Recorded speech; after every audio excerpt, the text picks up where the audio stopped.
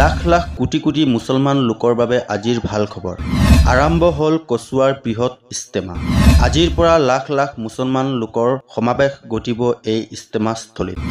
9, 10 আৰু 11 ফেব্ৰুৱাৰীলৈকে চলিব এই বৃহৎ ইস্তেমা। 11 ফেব্ৰুৱাৰী হ'ব এক বিশেষ দিন, য'ত বিশ্ব শান্তিৰ বাবে লাখ লাখ মুছলমান লোকে কৰিব দুৱা। ইস্তেমাস্থলীত অহাৰ পূৰ্বে চাই লওক আজিৰ ভিডিঅ', নহ'লে যিকোনো সমস্যাত পৰিব পাৰে আপুনি। কাৰণ কচুৱাৰ ইস্তেমাক লৈ জাৰি কৰা হৈছে নতুন নিৰ্দেশনা, যাৰ বাবে আজিৰ ভিডিঅ'টো চোৱাৰ অতিকৈ প্ৰয়োজন। আসসালামু আলাইকুম। পবিত্ৰ ইস্তেমালৈ সকলোকে স্বাগতম জনাইছোঁ। আৰু ইস্তেমাক লৈ ইতিমধ্যে কেইবাটাও নিৰ্দেশনা জাৰি কৰিছে ইস্তেমা কমিটি। আমি পোনপটীয়াকৈ ইতিমধ্যে ইস্তেমাস্থলীত কচুৱাৰ যি ইস্তেমা, সেই ইস্তেমাস্থলীত আমি উপস্থিত হৈছোঁ। আমি পোনপটীয়াকৈ কিছু তথ্য জনাবলৈ চেষ্টা কৰিম। প্ৰথমতে ইয়াত এখন বিশেষ বেনাৰ দিয়া আছে। বেনাৰ মানে অৰ্থাৎ এই কচুৱা ইস্তেমাৰ যি মানচিত্ৰ, ক'ত কি আছে সেয়া আপোনালোকে নিশ্চয় জানিবলৈ সম্পূৰ্ণ তথ্য সহকাৰে কোনটো স্থানত অজুখানা আছে, কোনটো স্থানত পেণ্ডেল আছে, কোনটো স্থানত মাৰ্কেট আছে, সকলো তথ্য ইয়াত আছে। আৰু বিশেষকৈ কচুৱা ইস্তেমা যি কমিটি, সেই কমিটিয়ে ইতিমধ্যে আয়োজক মণ্ডলীসকলে ইতিমধ্যে কিছু নিৰ্দেশনা জাৰি কৰিছে। সেই নিৰ্দেশনা কি আছে, সেই নিৰ্দেশনাত আমি পোনপটীয়াকৈ কিছু জনাবলৈ চেষ্টা কৰিম। ইতিমধ্যে আমি দেখুৱাই যাম কি নিৰ্দেশনা আছে। আচলতে মই কৈ দিছোঁ, কচুৱাৰ যি ইস্তেমা, সেই ইস্তেমাত যোৱাকালি এখন সংবাদমেল আয়োজন কৰিছিল। সেই সংবাদমেলত বিশেষকৈ ডাম্পাৰ বা টমটম বা বিভিন্ন ধৰণৰ গাড়ী, তেওঁলোকৰ বাবে বিশেষ নিৰ্দেশনা জাৰি কৰিছে যে অহাকালি অৰ্থাৎ আজিৰ পৰা তিনিআলিৰ পৰা কচুৱা হৈ লুটুমাৰীলৈ যোৱা মূল যি পথ, সেই পথ ইতিমধ্যে সম্পূৰ্ণভাৱে যান জঁট বা বাহনসমূহ চলাচলৰ নিষেধাজ্ঞা জাৰি কৰিছে। লগতে নগাঁও দিশৰ পৰা অহা বাহনসমূহ ৰাজালি হৈ কান্দাপাৰাত আছে পাৰ্কিঙৰ ব্যৱস্থা।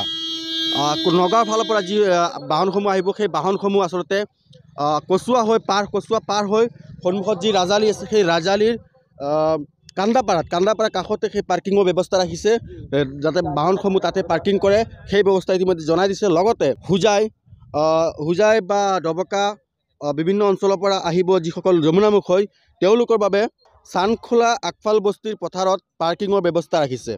লগতে কামপুৰ দিশৰ পৰা অহা ব্যক্তিগত সৰু 4 চকীয়া বাহনসমূহ তিনিআলি হৈ কচুৱা হাইস্কুলৰ ওচৰতে আছে পাৰ্কিঙৰ ব্যৱস্থা। এই বিশেষ নিৰ্দেশনা ইতিমধ্যে জাৰি কৰিছে।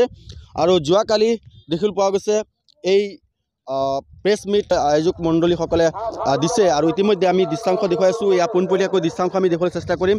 ইতিমধ্যে যি নিৰ্দেশনা জাৰি কৰিছে, সেই নিৰ্দেশনাত সঁহাৰি জনাই ইতিমধ্যে দেখিবলৈ পোৱা গৈছে যথেষ্ট ৰাইজ আহি উপস্থিত হৈছে, ধৰ্মাৱলম্বী লোকসকল আহি উপস্থিত হৈছে। লাখ লাখ ইছলাম ধৰ্মাৱলম্বী লোকসকল ইতিমধ্যে আহি প্ৰৱেশ কৰি আছে।